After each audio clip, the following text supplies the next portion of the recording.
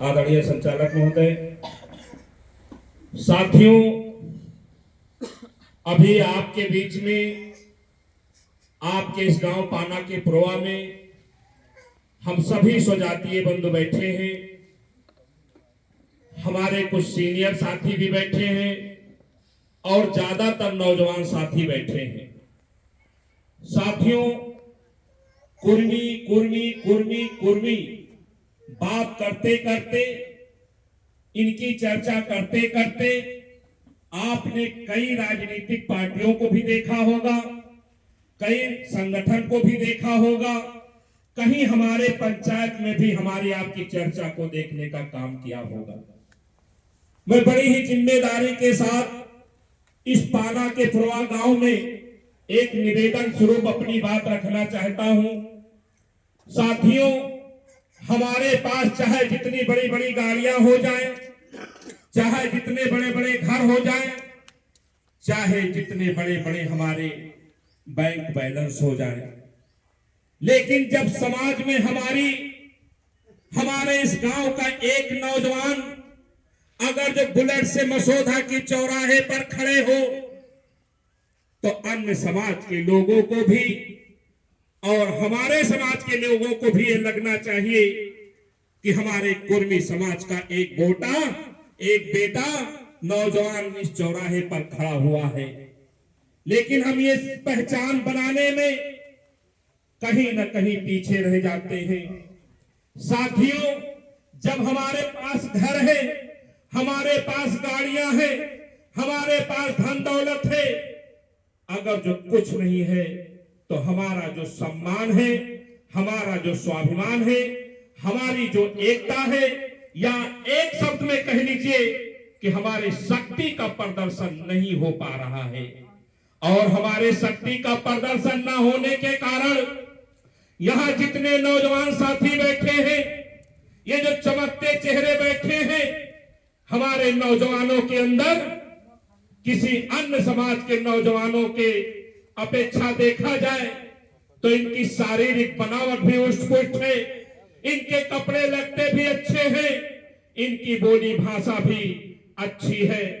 लेकिन दुख के साथ कहना पड़ता है कि हम इस गांव में रह करके हम अपने माता पिता से झगड़ने में अपनी आवाज को बुलंद कर देते हैं, लेकिन चौराहे पर जब बैठते हैं तो दूसरे की भाषण सुनकर चले आते हैं, वहां पर बोलने की हमारी जुबान नहीं खुलती। शायद धीरे धीरे हमारी युवा पीढ़ी अपनी आवाज को चौराहों पर और जिलों में बुलंद करने का काम कर रहा है। इसलिए हम अपने आने वाले पीढ़ी के इस विचारधारा को एक जोरदार तालियों के साथ हार्दिक स्वागत, अभिनंदन, वंदन करना चाहते हैं। साथियों, मैं इतना कहना चाहता हूं कि आपके पास आपकी एकता नहीं होगी, आपकी शक्ति प्रदर्शन नहीं होगी।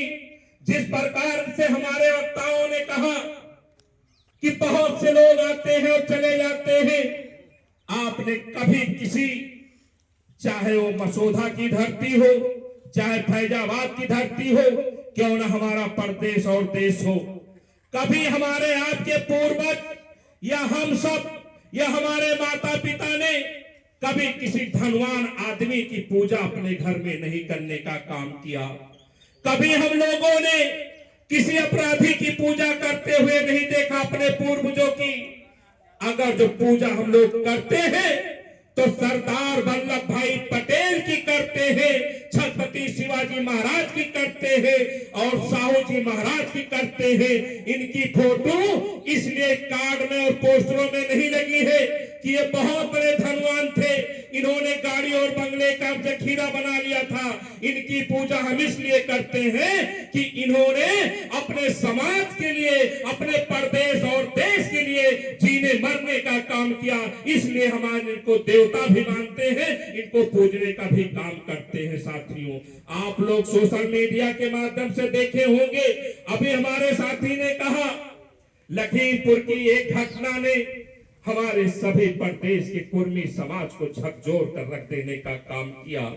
साथियों, जिस घटना के बारे में आप जानते हो, मैं जानता हूं, सोशल मीडिया के माध्यम से हम लोगों ने तो जा करके उनके घर पे बैठने का काम किया और उनको आश्वासन देने का काम किया कि हे आप मेरे कुर्मी समाज के बेटे हो, आपके अगर जो अगुवाई में अगर जरूरत पड़ी तो अयोध्या से भी कुर्मी समाज लखीमपुर कूच करने में कोई देर नहीं लगाएगा।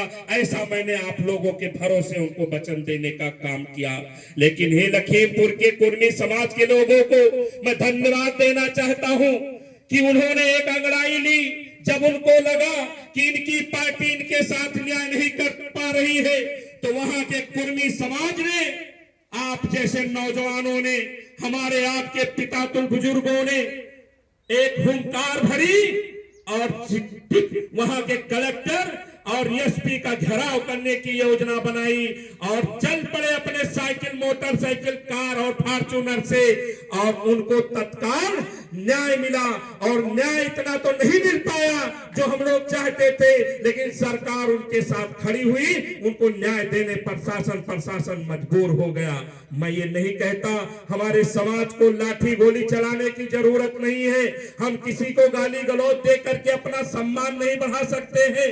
कुर्मी महाकुंभ का मकसद किसी को गाली देना, किसी के दल को बेइज्जती करना, कोई संगठन बनाना नहीं है। हमारा मकसद सिर्फ और सिर्फ ये है कि हमारे समाज का नौजवान अगर जो मसौदा चौराहे पर खड़ा हो, अगर जो रिकाबगंज चौराहे पर खड़ा हो, तो अन्य समाज के लोगों को लगना चाहिए कि एक नौजवान अगर जो खड़ा है तो इसकी एक आवाज पर हजारों कुर्मी समाज फैजाबाद में डेरा डालने के लिए आतुर हो जाएगा। यह संदेश अन्य समाज को होना चाहिए। मेरे साथियों, आप यहां गणना करते हैं, हमारी गिनती फैजाबाद में लोग कहते हैं कि 25,000 हो, 30,000 हो इस विधानसभा में, लेकिन मैं जिम्मेदारी से कह सकता हूं हम लोगों के पास एक एक गांव का खाका है। हमारी संख्या यहां पर 2,18,000 पूरे जनपद में होती है, लेकिन अन्य दल मुझे सिर्फ 50, 60,000, 80,000 गिन करके समझा देने का काम करते हैं। उसी उनकी गलतफहमी को दूर करने के लिए, ए मेरे समाज के लोगों, उसी उनकी गलतफहमी दूर करने के लिए, आपकी एकता के लिए, आपके स्वाभिमान के लिए, कुर्मी समाज के शक्ति प्रदर्शन के लिए ये 29 दिसंबर जो कुर्मी महाकुंभ का आयोजन किया गया है, यह तय करेगा और 29 दिसंबर को एक नया इतिहास लिखा जाएगा कि कुर्मी समाज एकजुट है, एकजुट है, एकजुट है। जो व्यक्ति वो किसी भी जात बिरादरी का हो, वो किसी भी दल का हो, वो किसी भी दल का नेता क्यों ना हो, जो कुर्मी समाज का शोषण करेगा, कुर्मी समाज के साथ अन्याय करने का काम करेगा, कुर्मी समाज को दरकिनार करने का काम करेगा, तो कुर्मी समाज भी उसको सबक सिखाने का काम करेगा, उसको किनारे करने का काम करेगा और अपनी शक्ति को लेकर के एक बहुत बड़ा निर्णय लेने का काम करेगा। इस उम्मीद के साथ आप लोगों के बीच में हम सब आए हैं। ये आमंत्रण पत्र आप सभी साथियों को देने आए हैं। 29 दिसंबर के लिए आपको न्योता देने आए हैं। यह कार्यक्रम आपका है, अपना है, कुर्मी बंधुओं का है, सुजातीय बंधुओं का है, हम किसान भाइयों का है। इसलिए मैं कहना चाहता हूं कि यह कार्ड घर घर पहुंचाना है आप सबको और सारे लोगों को अपने साधन से लेकर आना है। जरूरत पड़ी तो हम आपको बस भी देने का काम करेंगे। आप सभी साथी आए हैं, आप सभी साथियों का बहुत बहुत आभार, बहुत बहुत धन्यवाद। हमारे आपके बीच में योगेंद्र वर्मा प्रधान जी आ चुके हैं, आपका भी स्वागत अभिनंदन है। योगेंद्र वर्मा जी से निवेदन है कि आप भी 2 शब्द पाना पुराव में रखते हुए इस कार्यक्रम से आगे बढ़ना चाहिए। योगेंद्र वर्मा। आज इस पावन पाना के पुरवा की धरती पर मैं अपनी तरफ से आप सबका स्वागत करता हूं।